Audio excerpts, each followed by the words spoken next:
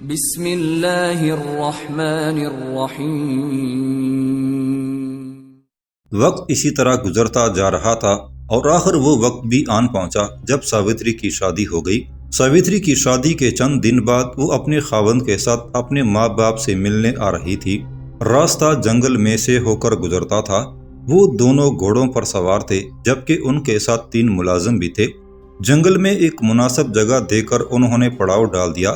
ان لوگوں کا ارادہ کچھ دیر سستانے کے بعد آگے بڑھنے کا تھا۔ ابھی ان لوگوں کو پڑاؤ کیے تھوڑی دیر ہی ہوئی تھی کہ انہیں گھوڑوں کے ٹاپوں کی آوازیں سنائی دی۔ وہ سمجھے شاید مسافروں کا کوئی قافلہ ہوگا، کیونکہ یہ ایک گھوڑے کی آواز نہیں تھی۔ انہوں نے اس پر کوئی توجہ نہ دی۔ ہوش تو انہیں اس وقت آیا جب آنے والوں نے انہیں گھیر لیا تھا۔ یہ سب اس جنگل کے ڈاکو تھے، سب کے سب سیاہ لباس میں ملبوس تھے۔ اس لڑکی کو ہمارے حوالے کر دو، ان میں سے ایک نے گرج کر کہا۔ وہ ان کا سردار تھا۔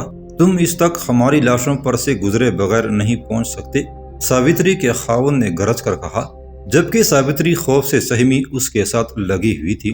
سوچ لو تم کیا کہہ رہے ہو؟ ڈاکوں کا سردار عجیب سے انداز میں ہنسا۔ اس نے ہاتھ سے اشارہ کیا اور اس کے ساتھ ہی ایک تیر ساوتری کے خاوند کے سینے کے آر پار ہو گیا۔ ساوتری کی تو گویا دنیا ہی اجڑ چکی تھی۔ وہ دھاڑیں مارتی ہوئی اس کے نیم مردہ جسم کے ساتھ چمٹ گئی اور پھر اس کے خاوند نے اس کی باہوں میں دم توڑ دیا۔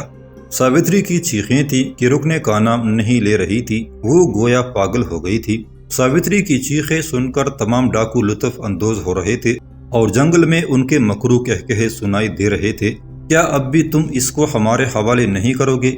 ڈاکوں کے سردار نے ملازموں کی طرف دیکھ کر کہا، تم اپنی جانیں بچاؤ، مرنے والا تو شاید اس کا شوہر تھا اور تم تو ملازم لگتے ہو۔ اس کے چہرے پر ابھی تک وہی مسکراہٹ دوڑ رہی تھی۔ ملازموں میں سے ایک نے آگے بڑھ کر کہا، وہ عمر میں سب سے زیادہ لگتا تھا۔ ہم ملازم ہیں تو کیا ہوا؟ 20 سال سے ان لوگوں کا نمک کھا رہے ہیں۔ تم ہماری لاشیں گرانے کے بعد اس لڑکی تک پہنچ سکو گے۔ اس کے ساتھ ہی تینوں ملازموں نے ساوتری کو اپنے گھیرے میں لے لیا، لیکن ساوتری کو کسی چیز کا ہوش نہیں تھا۔ اس نے جو آخری منظر دیکھا تھا اس میں اس نے تینوں ملازموں کو باری باری گرتے اور تڑپتے دیکھا تھا۔ اس کے بعد اسے کچھ پتہ نہ چلا کہ اس کے ساتھ کیا ہوا۔ اور ابو موسیٰ، ساوتری ابو موسیٰ سے کہہ رہی تھی، جانتے ہو جب مجھے ہوش آنا شروع ہوا تو اس واقعے کو کتنا عرصہ گزر چکا تھا۔ وہ اپنے حالات سناتے سناتے رکی اور پھر کہنے لگی، پورا 1 سال ابو موسیٰ، میں نے پورا 1 سال اس حالت میں گزارا تھا۔ میں چلتی تھی، میں بولتی تھی، لیکن مجھے کچھ پتہ نہ چلتا تھا کہ میں کیا کر رہی ہوں۔ اس کے ساتھ ہی اس کے آنسو نکل آئے۔ تو اب میں تمہیں تمہارے ماں باپ کے پاس چھوڑ آتا ہوں، ابو موسیٰ نے اسے دلاسا دیتے ہوئے کہا۔ نہیں ابو موسیٰ، ساوتری نے آنسو پہنچتے ہوئے کہا، تم نہیں جانتے، اب میں وہاں چلی بھی جاؤں تو مجھے زندہ جلا دیا جائے گا۔ اب میں صرف تمہارے ساتھ جاؤں گی۔ تمہیں زندہ جلا دیا جائے گا؟ ابو موسیٰ کے لہجے میں حیرت تھی۔ ہاں، ساوتری کہے جا رہی تھی، ہمارے مذہب میں یہ ہے کہ جب عورت کا خاوند مرتا ہے تو بیوی کو اس کی لاش کے ساتھ زندہ جلا دیا جاتا ہے۔ یہ تو بالکل غیر انسانی ہے۔ ابو موسیٰ حیرت سے کہنے لگا، میں ہندو مت کے بارے میں جانتا ضرور ہوں، لیکن یہ بات میرے لیے نئی ہے۔ ویسے بھی تمہارے خاوند کی لاش جلائے 1 عرصہ گزر چکا ہے۔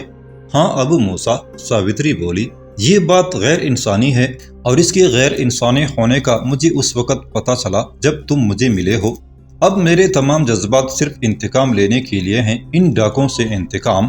ساوتری، ان ڈاکوں کو ختم کرنا اس لیے بھی ضروری ہے کہ یہ لوگ ہمارے امیر قتیبہ بن مسلم کو قتل کرنا چاہتے ہیں۔ جہاں تک میں اندازہ لگا سکا ہوں، انہیں یہ کام بخارا کے بادشاہ دروان خزاں نے سونپا ہے۔ لیکن کیا تم یقین سے کہہ سکتی ہو کہ یہ وہی ڈاکو ہیں جنہوں نے تمہارے خاوند کو قتل کیا تھا؟ ابو موسیٰ کچھ دیر سوچنے کے بعد کہنے لگا، یقین نہیں آتا کہ یہ ہندوستان کے جنگلوں میں جرم کرنے کے بعد اتنی دور آ کر پناہ لیتے ہوں۔ یہ وہ ڈاکو نہیں، ساوتری بولی، ان ڈاکوں نے مجھے ان کے آگے بیچ دیا تھا، لیکن یہ بھی قاتل ہیں، میری آبرو کے قاتل۔ اس کے ساتھ ہی وہ سسک کر رونے لگی اور ابو موسیٰ اسے دلاسا دینے لگا۔ مرو میں ابو موسیٰ کی گمشدگی کی خبر نے قتیبہ بن مسلم کو پریشان کر دیا تھا۔ وہ اس قابل سالار کی خصوصیات سے واقف تھا۔ وہ صحیح معنوں میں جان پر کھیل جانے والا شخص تھا اور اس کا دستہ تو گویا اس کے اشاروں کا منتظر ہوتا تھا۔ قتیبہ کو ابو موسیٰ کی گمشدگی کی اطلاع بنو تمیم کے سردار وکی نے دی تھی۔ قتیبہ نے اپنے جاسوس ہر طرف پھیلا دیے تھے، لیکن ابو موسیٰ کا کچھ پتہ نہ چلا تھا۔ قتیبہ ایسا شخص تو نہ تھا، ایک سالار کی گمشدگی سے اپنا تمام منصوبہ التوا میں ڈال دیتا۔ چنانچہ اس نے کچھ دن تو ابو موسیٰ کی تلاش جاری رکھوائی، مگر جب اسے کوئی اطلاع نہ ملی تو اس نے اپنے منصوبے کے مطابق فوج کو تیاری کا حکم دے دیا تھا۔ تیاری کا پہلا مرحلہ جنگی مشقوں کا تھا۔ یہ مشقیں مرو شہر سے باہر کھلے میدان میں کی جا رہی تھیں۔ تمام دن میدان کی گرد اڑ اڑ کر بیٹھتی رہتی تھی، اور انہی مشقوں کے دوران قتیبہ بن مسلم نے اپنا قاصد حجاج بن یوسف کی طرف روانہ کیا تھا۔ اس قاصد کا نام ابن عدی تھا۔ یہ تمام حالات پچھلے قسط میں بیان کیے جا چکے ہیں۔ قتیبہ بن مسلم نے اپنا قاصد حجاج کی طرف روانہ کر دیا تھا، جس سے ظاہر ہوتا تھا کہ اس نے کوئی بہت ہی اہم منصوبہ بنایا ہے۔ یہ اس کی عادت تھی جو حجاج کی ہدایت کی آئینہ دار تھی۔ حجاج نے اسے ہدایت کر رکھی تھی کہ کوئی بھی اہم قدم اٹھانے سے پہلے اسے ضرور اطلاع دے۔ چنانچہ اس نے اپنا قاصد حجاج کی طرف روانہ کر دیا تھا۔ قتیبہ بن مسلم کا یہ قاصد ابن عدی چند دن بعد حجاج بن یوسف کے پاس گیا۔ اسے حجاج کے سامنے لے جایا گیا۔ اے عرب کے بیٹے، حجاج نے اس سے پوچھا، کیا نام ہے تیرا؟ باپ نے میرا نام جو بھی رکھا ہے، ابن عدی نے جواب دیا، سب مجھے ابن عدی کہتے ہیں۔ اس کا جواب سن کر حجاج بن یوسف کے چہرے پر مسکراہٹ دوڑ آئی۔ وہ کہنے لگا، تو مجھے جرأت مند اور عقل والا معلوم ہوتا ہے، بتا ابن مسلم نے کیا پیغام بھیجا ہے؟ حجاج کی بات سن کر ابن عدی نے ایک سر بمہر پیغام حجاج کی طرف بڑھا دیا۔ حجاج بن یوسف نے اس سے پیغام لے کر پڑھنا شروع کر دیا۔ پیغام کے الفاظ مختصر اور سیدھے سادے تھے، لیکن حجاج کو بے چین کر دینے کے لیے کافی تھے۔ پیغام میں درج تھا، یا حجاج، مسلمان اپنی لہو کا نذرانہ دے کر ایک وسیع علاقہ سلطنت اسلامیہ میں شامل کر چکے ہیں۔ قسم ہے اس پیدا کرنے والے کی، اگر اس نے سردیوں کا موسم نہ بنایا ہوتا تو اس وقت ہم دگنا علاقے پر اسلام کا پرچم لہرا چکے ہوتے۔ یا حجاج، سردی میں لڑنا ناممکن تھا، لیکن اب دوبارہ گرمیوں کا موسم آنے والا ہے اور میں زیادہ دیر مرو میں نہیں رہ سکتا۔ میرے سامنے نومشقت اور رمشینہ کے علاقے ہیں جو بخارا کی بادشاہی کے زیر اثر ہیں۔ میں ان کو فتح کرنا چاہتا ہوں۔ مجھے مشورہ دے حجاج کہ میں کیا کروں۔ میں اس مرتبہ نیزک کو بھی اپنے ساتھ لے جانا چاہتا ہوں۔ نیزک بادغیس کا حکمران تھا، جس سے قتیبہ بن مسلم نے صلح کر لی تھی، اور اب قتیبہ کی خواہش تھی کہ نیزک اس کے شانہ بشانہ لڑے۔ اسی لیے اس نے حجاج بن یوسف سے مشورہ لیا تھا کہ آیا اسے نیزک کو ساتھ ملانا چاہیے یا نہیں۔ ادھر حجاج قتیبہ بن مسلم کا پیغام پڑھ رہا تھا، ادھر قتیبہ نے فوجی مشاورت بلا رکھی تھی۔ جب وہ بھی کوئی منصوبہ بنا لیتا تھا تو فوج کے اعلیٰ افسران سے مشورہ ضرور لیتا تھا۔ فوج کے اعلیٰ افسران کی یہ مشاورت قصر عمارت کے اس کمرے میں بلائی گئی تھی جو انہی مقاصد کے لیے وقف تھا۔ میرے دوستو، قتیبہ بن مسلم میز پر ایک نقشہ پھیلائے اس پر جھکا ہوا تھا۔ یہ مرو ہے۔ اس نے نقشے پر ایک جگہ انگلی رکھی، یہاں سے ہم نومشقت کی طرف کوچ کریں گے۔ اس کے ساتھ ہی اس کی انگلی اس لکیر پر چلتی گئی جو اس نے پیش قدمی کا راستہ واضح کرنے کے لیے لگائی تھی۔ اس کے آگے رامشینہ کا علاقہ ہے۔ دفاعی لحاظ سے یہ دونوں علاقے اتنے اہم نہیں ہیں، لیکن اگر ہم ان دونوں علاقوں پر اپنا تسلط قائم کر لیتے ہیں تو ان سے آگے گویا ہم نے روئی زمین کے خزانوں تک رسائی حاصل کر لی۔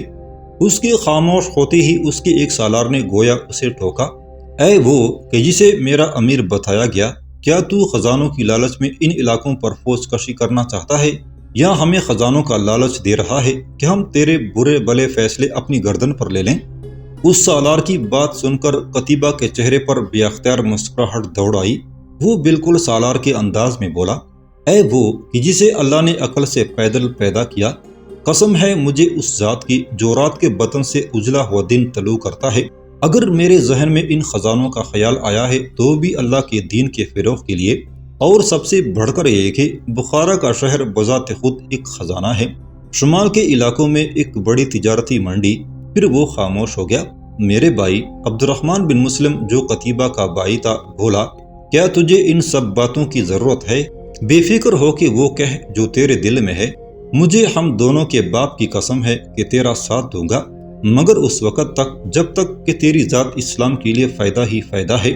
قتیبہ بن مسلم نے عبد الرحمن بن مسلم کی طرف دیکھا اور کہنے لگا، بات صرف تیری یا میری نہیں ابن مسلم، لیکن خیر، میں اصل موضوع پر آتا ہوں۔ وہ کچھ دیر توقف کے بعد بولا، میں آپ لوگوں پر واضح کر چکا ہوں کہ اس موسم جہاد یعنی موسم گرما میں ہماری منزل کیا ہوگی، لیکن میرا ایک فیصلہ شاید آپ کو چونکا دے۔ میرے رفیقو، مجھے مشورہ دو، کہیں ایسا نہ ہو کہ میرا کوئی فیصلہ تمہیں ہلاکت میں ڈال دے۔ میں اس مرتبہ نیزک شاہ بادغیس کو بھی اپنے ساتھ لے جانا چاہتا ہوں۔ اس نے مسلمانوں سے صلح کی ہے تو معاہدے کے مطابق جہاں ہمیں اس کی ضرورت ہو وہ ہماری مدد کرے گا۔ قتیبہ بن مسلم کے اس فیصلے نے تقریباً سب کو چونکا دیا تھا، اور بظاہر یہ چونکنے کی وجہ بھی تھی کیونکہ نیزک نے مسلمانوں سے صلح بحالت مجبوری کی تھی، اور وہ بھی قتیبہ بن مسلم کے خوف سے۔ چنانچہ یہ عین ممکن تھا کہ وہ موقع ملتے ہی مسلمانوں کی پیٹھ میں خنجر اتار دے۔ یہ خدشات تقریباً وہاں موجود ہر شخص کے ذہن میں آئے تھے، جنہیں سب نے باری باری بیان کیا۔ قتیبہ سب کے دلائل کو غور سے سنتا رہا، لیکن کوئی فیصلہ نہ کر سکا کہ اسے کیا کرنا چاہیے۔ یا امیر، ایک سالار بولا، حجاج سے پوچھ لینا چاہیے۔ میں حجاج کو پہلے ہی خط لکھ چکا ہوں۔ قتیبہ بن مسلم کہنے لگا، چند دن تک امیر عراق کا جواب بھی آ جائے گا۔ اب جو فیصلہ حجاج کرے گا، میرے خیال میں ہمیں اس پر عمل کرنا چاہیے۔ اس نے سوالیہ نگاہوں سے سب کی طرف دیکھا تا یہ پایا کہ حجاج کے فیصلے پر عمل کیا جائے گا۔ اس کے بعد ادھر ادھر کی باتیں ہونے لگی اور پھر اجلاس برخاست ہو گیا۔ چند دن بعد مشرق سے ابھرتا سورج مرو سے مسلمان فوج کو کوچ کرتا دیکھ رہا تھا۔ یہ کوچ قتیبہ کے حکم سے کیا گیا تھا۔ مرو میں یشار بن مسلم اس کا قائم مقام تھا۔ مسلمان فوج پہلے بھی جہاد پر روانہ ہوتی رہتی تھی، لیکن اس مرتبہ اس لشکر کی شان ہی نرالی تھی۔ دراصل بیکانت کی فتح کے بعد مسلمانوں کی مالی حالت بہت بہتر ہو گئی تھی، اور انہوں نے عمدہ نسل کے گھوڑے اور اعلیٰ درجے کے ہتھیار خرید لیے تھے۔ اس کے علاوہ سرکاری ذخائر سے بھی ہتھیار فوجیوں میں تقسیم کیے گئے تھے۔ مسلمانوں کے اس لشکر کی تعداد 30,000 کے لگ بھگ تھی۔ لشکر کی ترتیب اس دور کے رواج کے مطابق تھی۔ سب سے آگے ہراول دستہ تھا، قلب، جس کی کمان قتیبہ کے ہاتھ میں تھی، اور قلب کے پیچھے ایک اور دستہ تھا جس کی کمان قتیبہ کے بھائی عبد الرحمن بن مسلم کے ہاتھ میں تھی۔ رات کو لشکر نے ایک جگہ پڑاؤ ڈال دیا۔ آدھی رات کا وقت ہوگا جب دو سرپٹ دوڑتے گھوڑے لشکر کی خیمہ گاہ میں آ کر رک گئے۔ انہیں پہراداروں نے گھیر لیا۔ پہراداروں کا سالار آگے بڑھا اور سواروں سے پوچھا کہ وہ کون ہیں۔ اس کے لہجے سے کسی قدر نرمی جھلک رہی تھی، کیونکہ وہ رات کے اندھیرے میں بھی پہچان چکا تھا کہ ان دو گھوڑوں پر 3 افراد سوار تھے، جن میں سے ایک عورت اور ایک کم سن بچہ تھا۔ حیرت کی بات یہ تھی کہ اس نے اندھیرا دور کرنے کے لیے مشعل جلانے سے منع کر دیا تھا۔ سپہ سالار کہاں ہے؟ گھوڑے پر سوار آدمی نے اس کا سوال نظر انداز کرتے ہوئے کہا، وہ اپنے خیمے میں ہے، لیکن تم کون ہو؟ سالار نے پھر وہی سوال کیا، ابن مسلم سے جا کر کہے۔ وہ سوار بولا کہ ابو موسیٰ آیا ہے۔ ابو موسیٰ تو؟ سالار حیرت اور خوشی کے ملے جلے جذبات سے بے قابو سا ہو گیا اور ابو موسیٰ کے گھوڑے سے اترنے کا انتظار کیے بغیر ہی اسے لپٹ گیا۔ دراصل یہ اسی دستے کا سالار تھا جس کی سالاری ابو موسیٰ کے ذمہ تھی۔ ابو موسیٰ کے غائب ہونے کے بعد اسے سالار بنا دیا گیا تھا۔ لیکن تو اتنا عرصہ غائب کہاں رہا؟ اس نے پھر سوال کیا۔ یہ ایک لمبی داستان ہے، ابو موسیٰ نے جواب دیا۔ تو مجھے ابن مسلم کے پاس لے چل۔ اسی وقت قتیبہ بن مسلم کو اطلاع دی گئی کہ ابو موسیٰ واپس آ گیا ہے۔ ابھی وہ ابو موسیٰ کی پر اسرار گمشدگی اور اسی طرح پر اسرار طور پر آمد پر حیران ہو رہا تھا۔ جب ابو موسیٰ کو اس کے سامنے لے جایا گیا، اس کے ساتھ ساوتری اور اس کا چھوٹا بیٹا بھی تھا۔ ابو موسیٰ، قتیبہ اس سے پوچھ رہا تھا، تو اتنا عرصہ کہاں غائب رہا؟ قتیبہ کے لہجے میں حیرت بھی تھی اور خوشی بھی۔ حیرت ابو موسیٰ کی گمشدگی پر تھی اور خوشی اس کی واپسی پر۔ مجھے اغوا کر لیا گیا تھا، ابو موسیٰ نے جواب دیا۔ کس نے تجھے اغوا کیا تھا؟ قتیبہ نے سوال کیا اور جواب میں ابو موسیٰ نے اپنے ساتھ پیش آنے والے واقعات بیان کر دیے۔ یا امیر، ابو موسیٰ آخر میں کہنے لگا، وہ قلعہ ڈاکوں کا مرکز ہے۔ اس کے علاوہ وہاں ملت اسلامیہ کے خلاف سازش بھی تیار کی گئی ہے، تیرے قتل کی سازش۔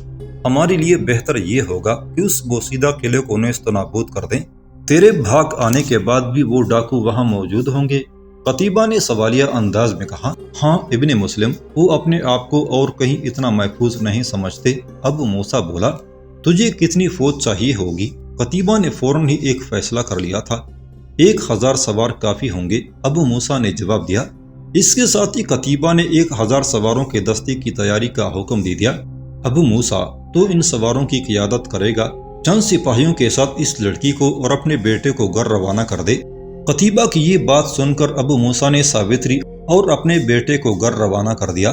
اگلے دن افق کی کرنیں ابو موسیٰ کی قیادت میں 1000 سواروں کو روانہ ہوتے دیکھ رہی تھی۔ روانہ ہونے سے پہلے قتیبہ نے ابو موسیٰ کو ضروری ہدایت دینے کے بعد اسے ہدایت کی تھی کہ وہ جلد از جلد واپس لوٹے۔ ابو موسیٰ، میں تمہارے انتظار میں یہاں بیٹھ نہیں جاؤں گا، میں جاؤں گا، میں کوچ جاری رکھوں گا، کوچ کا راستہ تمہیں سمجھا دیا ہے، اب دنوں کا حساب رکھنا، تم واپسی میں جتنے دن لگاؤ گے میں اتنی منزلیں آگے جا چکا ہوں گا۔ یہ آخری ہدایت تھی جو قتیبہ نے ابو موسیٰ کو دی تھی۔ اس کے بعد ابو موسیٰ روانہ ہو گیا تھا۔ اس کے ساتھ قتیبہ کا مشہور سالار زرار بن حسین بھی تھا۔ یہ دونوں سالار طوفان کی رفتار سے اپنے ہدف کی طرف بڑھ رہے تھے۔ ابھی انہیں چلے تیسرا دن نہیں ہوا تھا کہ وہ اس کھنڈر نما قلعے کے آثار سامنے دیکھ رہے تھے۔ انہوں نے قلعے سے خاصی دور ٹیلوں کی آڑ میں اپنا دستہ روک لیا۔ ابو موسیٰ، زرار بن حسین پوچھ رہا تھا، اب تو کیا سوچ رہا ہے؟ آگے بڑھ، ہمیں آگے بڑھنے کا حکم دے۔ اللہ کی قسم تو یہاں سے بے مراد واپس نہیں جانا چاہتا۔ ابن حسین، ابو موسیٰ بولا، اس وقت ہم چھپ کر وقت گزاریں گے اور جو ہی رات ہوگی ہم حملہ کر دیں گے۔ چھپے تو ہم ہوئے ہیں، زرار بن حسین نے اس سے کہا، کیونکہ ابو موسیٰ نے اپنا دستہ ریت کے ٹیلوں کے درمیان چھپا لیا تھا، اور وہ بھی اس طرح کہ وہ قلعے پر نظر رکھ سکتے تھے لیکن ان کو کوئی دیکھ نہیں سکتا تھا۔ زرار بن حسین پھر بولا، لیکن ابھی حملہ کرنے میں کوئی نقصان نہیں، بلکہ ہمیں تو یہاں سے جلد از جلد فارغ ہونا ہے۔ ابن حسین، ابو موسیٰ نے جواب دیا، میں اس قلعے کو اندر سے دیکھ آیا ہوں، چاہے توڑا ہی، اگر ہم اس وقت قلعے پر حملہ کرتے ہیں تو یہ ڈاکو کنڈروں کی آڑ لے کر ہمارا بہت نقصان کر سکتے ہیں۔ رات کو یہ سب سوئے ہوں گے اور پھر سوئے بھی نشہ کر کے ہوں گے، اس لیے ہمارے لیے بہت آسانی رہے گی۔ زرار بن حسین نے اس طرح سر ہلا دیا جیسے وہ ابو موسیٰ کی بات سمجھ گیا ہو۔ وقت گزرتا جا رہا تھا، آہستہ آہستہ رات کا اندھیرا پھیلنے لگا۔ اس دوران ابو موسیٰ نے قلعے پر خاص طور پر نظر رکھی ہوئی تھی تاکہ وہاں ہونے والی چھوٹی سی بھی سرگرمی اس کی نظر میں آ جائے۔ وہاں کوئی سرگرمی نظر آنا تو دور کی بات، ابو موسیٰ کو کوئی ایک شخص بھی قلعے سے باہر آتا یا اندر جاتا نظر نہ آیا تھا۔ یوں لگتا تھا جیسے قلعہ خالی ہو۔ کیا وہ لوگ قلعہ چھوڑ گئے ہیں؟ یہ سوال بار بار ابو موسیٰ کے دماغ میں ابھر رہا تھا اور اس کے ذہن میں طرح طرح کے خدشات ابھر رہے تھے۔ اے اللہ، اس نے دل ہی دل میں دعا مانگی، تیرے یہ جان نثار اتنی دور سے ظلم کو ختم کرنے آئے ہیں، ان کا سفر رائگاں نہ جانے دینا۔ اس کے بعد اس نے زرار بن حسین سے بھی اپنے خدشے کا اظہار کیا۔ ابو موسیٰ کی بات سن کر زرار بن حسین بھی پریشان سا ہو گیا، لیکن اس نے ابو موسیٰ کو گویا دلاسا دیتے ہوئے کہا، اے ابو موسیٰ، اپنے دل سے ان خدشات کو اگل دے، اللہ ان پیروں کی تکلیف کو رائگاں نہیں جانے دیتا جو اس کی راہ میں گرد اڑاتے ہوں۔ زرار بن حسین کے جواب سے ابو موسیٰ کو کچھ تسلی ہوئی۔ جب رات گہری ہو گئی تو ٹیلوں کے درمیان چھپے ہوئے سپاہی 2 دستوں کی صورت میں باہر آئے اور پھر یہ 2 دستے 5 دستوں میں تبدیل ہو گئے۔ ہر دستہ دور کا چکر کاٹ کر قلعے کے ایک ایک دروازے کے سامنے چلا گیا۔ دستے اپنی اپنی جگہ پر پہنچ گئے، لیکن ابھی حملے کا وقت نہیں آیا تھا۔ زرار بن حسین اور ابو موسیٰ نے مل کر یہ طے کیا تھا کہ قلعے کے 5 دروازوں سے بیک وقت حملہ کیا جائے۔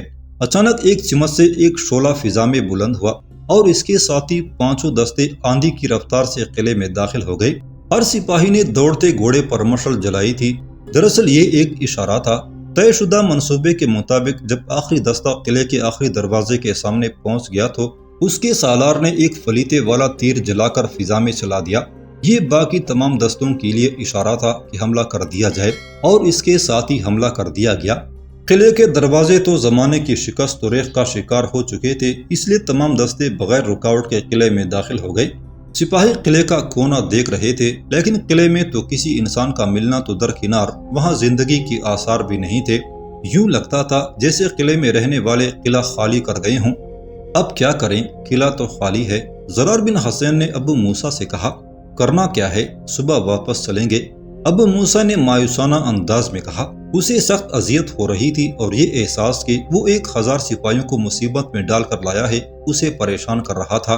اے ابو موسیٰ، زرار بن حسین نے کہا، صبح کے بجائے ہمیں ابھی روانہ ہو جانا چاہیے، اس طرح ہم ایک دن پہلے قتیبہ کے پاس پہنچ جائیں گے۔ ہماری سپاہیوں نے آج کا دن آرام کر لیا ہے، اور سب سے بڑی بات یہ کہ اگر یہاں کوئی ہوتا تو اب تک ہمیں مل جاتا۔ ابو موسیٰ ابھی واپسی کے احکامات جاری کر رہا تھا جب دو سپاہی اس کے پاس آئے۔ انہوں نے ایک آدمی کو پکڑ رکھا تھا۔ ابو موسیٰ نے حیران ہو کر اس کی طرف دیکھا اور پوچھا، یہ کون ہے؟ کہاں سے پکڑ کر لائے ہو اسے؟ یہ چھپ کر قلعے سے نکلنے کی کوشش کر رہا تھا، ہم نے دیکھ لیا۔ ہمارے للکارنے پر بھاگ کھڑا ہوا۔ یہ پیدل تھا جبکہ ہم گھوڑوں پر، اس لیے یہ پکڑا گیا۔ ہم نے گھوڑے دو ساتھیوں کے حوالے کیے اور پیدل اس کو تیرے پاس لے آئے ہیں۔ ان میں سے ایک سپاہی نے تفصیل سے بتاتے ہوئے کہا، جس جگہ ابو موسیٰ اور زرار بن حسین کھڑے تھے وہاں اندھیرا تھا، ارد گرد مشعلیں جل رہی تھی، لیکن ان کی روشنی اس جگہ نہیں پہنچ رہی تھی، اس لیے ابو موسیٰ نے مشعل منگوا لی۔ مشعل کی روشنی میں اس نے پکڑے جانے والے آدمی کو دیکھا تو وہ حیران ہوئے بغیر نہ رہ سکا، کیونکہ وہ کوئی اور نہیں زرغام تھا جس نے ابو موسیٰ کو اغوا کروایا تھا تاکہ اسے قتیبہ بن مسلم کے قتل کے لیے تیار کیا جا سکے۔ اسے دیکھ کر ابو موسیٰ کے چہرے پر مسکراہٹ دوڑ آئی۔ وہ کہنے لگا، کیا مجھے یہاں دیکھ کر تو حیران نہیں ہوا؟ نہیں، اس لیے کہ مجھے اندازہ تھا کہ بھاگنے کے بعد تو دوبارہ یہاں آئے گا۔ وہ بولا، شاید تیری طرح وہ لوگ بھی اس قلعے میں چھپ کر بیٹھے ہوئے ہیں۔ ابو موسیٰ نے سوال کیا۔ مجھے نہیں معلوم، زرغام نے جواب دیا۔ ابو موسیٰ، تو اسے جانتا ہے؟ زرار بن حسین نے ابو موسیٰ سے پوچھا۔ ہاں، اسی نے مجھے اغوا کروایا تھا اور یہی قتیبہ بن مسلم کو قتل کروانا چاہتا ہے۔ میں نہیں، دروان خزا بخارا کا بادشاہ، زرغام نے تقریباً غصے میں کہا۔ اے اجمی، زرار بن حسین زرغام کو مخاطب کرتے ہوئے بولا، اگر تو کچھ جانتا ہے تو بول، ورنہ تیرا ایک ایک عضو خود بولے گا۔ یہ کہتے ہوئے زرار بن حسین کے چہرے پر سختی کا تاثر ابھر آیا۔ میں کچھ نہیں جانتا، زرغام نے پہلے والا جواب دہرایا۔ اس کا جواب سن کر زرار بن حسین نے دو سپاہیوں کو اشارہ کیا کہ وہ اپنے گھوڑوں سے اتریں اور زرغام کے دونوں بازو ایک ایک گھوڑے کے ساتھ باندھ دیں۔ اس کے حکم کی تعمیل کی گئی۔ زرار بن حسین بھی اپنے گھوڑے سے اتر آیا اور زرغام کے سامنے کھڑا ہو کر اس نے پھر پوچھا، اے اجمی، کیوں اپنی جان گنوانا چاہتا ہے؟ اس کے ساتھ ہی اس نے سپاہیوں کو حکم دیا کہ وہ گھوڑے مخالف سمت میں چلا دیں۔ سپاہیوں نے حکم کی تعمیل کی۔ گھوڑے ایک دوسرے کی مخالف سمت چلنے لگے اور زرغام کے بازوں سے بندی رسی تنتی چلی گئی، اور پھر زرغام کی چیخیں قلعے میں گونج رہی تھی۔ وہ چیخ رہا تھا کہ اسے چھوڑ دیا جائے۔ نہیں زرغام، چھوڑا اس وقت جائے گا جب تو ہمارے سوال کا جواب دے گا۔ زرار بن حسین بولا، بتاتا ہوں، پہلے ان گھوڑوں کو روکو۔ زرغام تکلیف سے کراہتے ہوئے بولا، یہ میرے جسم کے ٹکڑے کر دیں گے۔ زرار بن حسین نے سپاہیوں کو حکم دیا تو گھوڑوں کو روک دیا گیا، لیکن گھوڑے جس جگہ پہنچ چکے تھے انہیں وہیں کھڑا رکھا گیا۔ اس طرح زرغام کا جسم مسلسل تناؤ کا شکار تھا۔ اب بول اجمی، زرار بن حسین نے اسے مخاطب کیا، جو ہی تیری زبان سے سچ نکلا تیری رسیاں ڈھیلی کر دی جائیں گی۔